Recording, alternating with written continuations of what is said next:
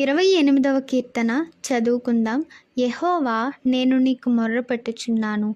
నా ఆశ్రయదుర్గమా, మౌనముగా ఉండక నా మనవి ఆలకింపుము. నీవు మౌనముగా నుండిన ఎడల నేను సమాధిలోనికి దిగువారి వలె అగుదును.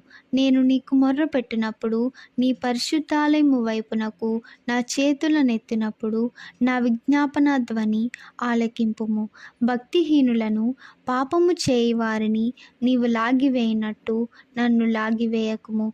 వారి దుష్టాలోచన హృదయంలో నుంచుకొని తమ పొరుగు వారితో సమాధానముగా మాటలాడుదురు. వారి క్రియలను బట్టి, వారి దుష్టక్రియలను బట్టి వారికి ప్రతీకారము చేయుము.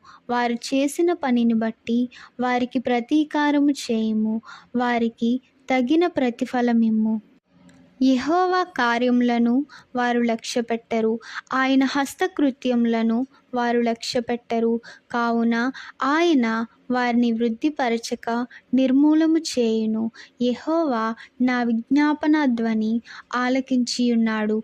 ఆయనకు స్తోత్రము కలుగునుగాక. యెహోవా నా ఆశ్రయము, నా కేడము, నా హృదయము. ఆయన యందు నమ్మికయుంచెను గనుక నాకు సహాయము కలిగెను. కావున నా హృదయము ప్రహర్షించుచున్నది. కీర్తనలతో నేను ఆయనను స్తుతించుచున్నాను. యెహోవా తన జనులకు ఆశ్రయము, ఆయన తన అభిషిక్తునికి రక్షణ దుర్గము. నీ జనులను రక్షింపుము, నీ స్వాస్థ్యమును ఆశీర్వదింపుము. వారికి కాపరివై నిత్యము వారిని ఉద్ధరింపుము. ఆమేన్.